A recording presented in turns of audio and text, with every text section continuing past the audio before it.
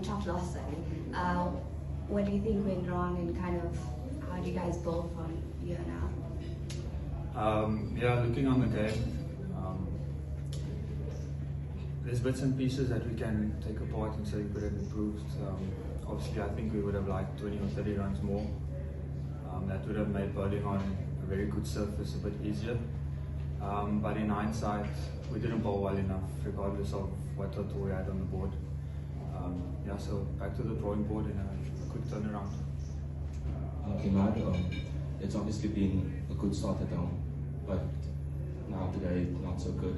Fielding wasn't that good also. Like, what happened? Was it under lights that made it difficult? I don't know. You can do funny things in pressure situations.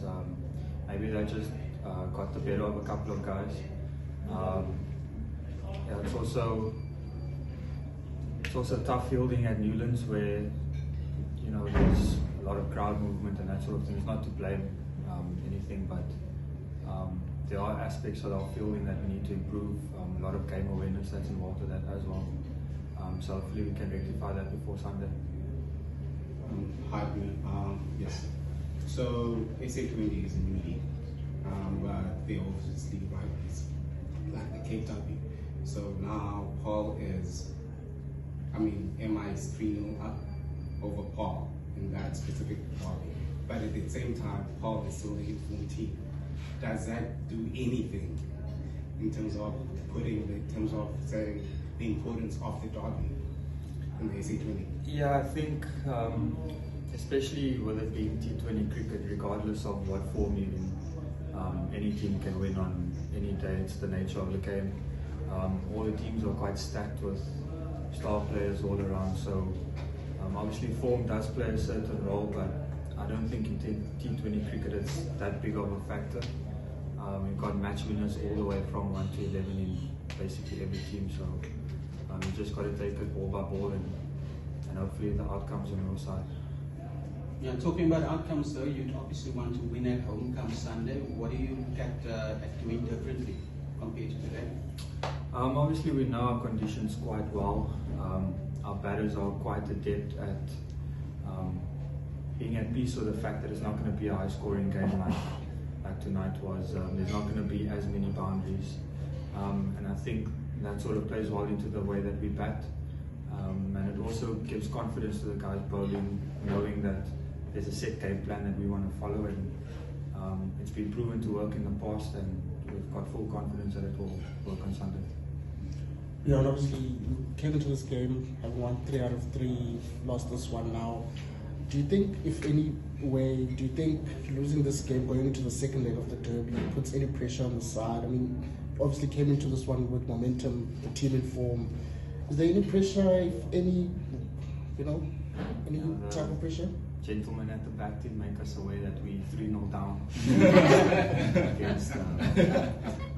against these boys, but like I said earlier, it's T20 cricket, anything can happen.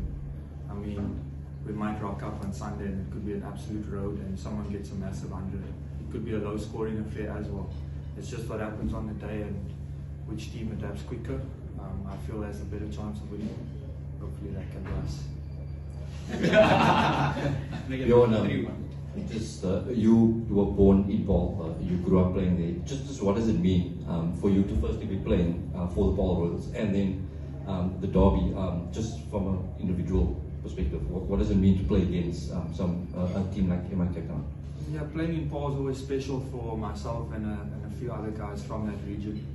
I know that there aren't many guys from Paarl that are still based there. So going back and playing and seeing familiar faces in the crowd sort of brings back memories from when I used to sit on the grass banks and watching guys like Ashwell Prince and the Cobras team of the heyday. It does bring back a bit of nostalgia that I sort of appreciate. And then looking forward to Sunday, like I mentioned earlier, it is a Cape Derby, but nothing changes. Anything can happen on Sunday, and we've just got to be ready for whatever's in front of us. And then just, how have you found the new coaching staff? Shane Bond is coming, JB Rooney left. just how have you found it this season for yourself? Yeah, I've enjoyed it thoroughly. He's got a innovative thinking about the game. Obviously, outside of South Africa, different countries think differently about the game.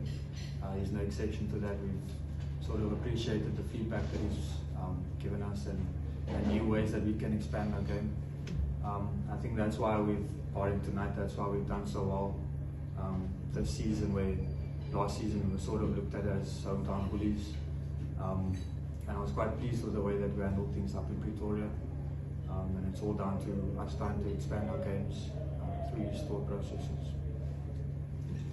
Just, Bjorn, just in terms of the spirit within the team, it really looks great. I mean, if you know, just seeing how the team has gelled together this year, second season, any differences that you've sort of been able to notice yourself in terms of the spirit within the team and how it's grown over the, from season 1 to season 2? No, it's been excellent from season 1 all the way through to where we are now. Obviously we've had a couple of new additions and a couple of exits. But regarding the spirit of the team and the will to win, nothing's changed. We'll always want to play for each other, and that's when we seem to enjoy the game more. 3 out of 4 is still a very good start for you now, and having already had 2 away games, 2 home games. It's, you know, on the positive side of it from that point of view. What do you take out of those 3 matches that you have won already into the remainder of the season? Yeah, I feel like we bowled really well in those first 3 games, even though Pretoria was quite a high-scoring affair. But the way that we adapted to certain situations and made peace with the fact that someone's going to get whacked, as long as the rest of us are there to support said bowler. I think that we'll hold ourselves in good stead. We'll try and continue to do that for the rest of the tournament. We'll take the last 2 of are they included? Okay, so the question that I have is, we obviously saw on your socials the whole thing about Royals were lacking, and it was all over socials, and we can see the players enjoy it, the team enjoy it, and it's been doing really well over social media. So my question is, obviously, especially with the openers, there's a lot of English boys in your team, or even West Indies and stuff. So how did you explain to them what it means? Because obviously all South Africans and Afrikaans people know what it means, you're lacking, and it's something you scream from primary school to high school and to university, and it's a South African thing. So how did you explain, how did you guys explain it to the English boys and some of the other international players? Firstly, we've got an English boy that's actually South African, John Turner, so it's not too hard with him. And the rest of the boys, they've all been in South Africa enough times where they sort of pick up little things. Swear words firstly, the rest sort of follows. But yeah, whatever's the team philosophy, they've all bought into it quite nicely, and it's been nice to see that. Okay, thank you. Cheers guys. Thanks, Ian.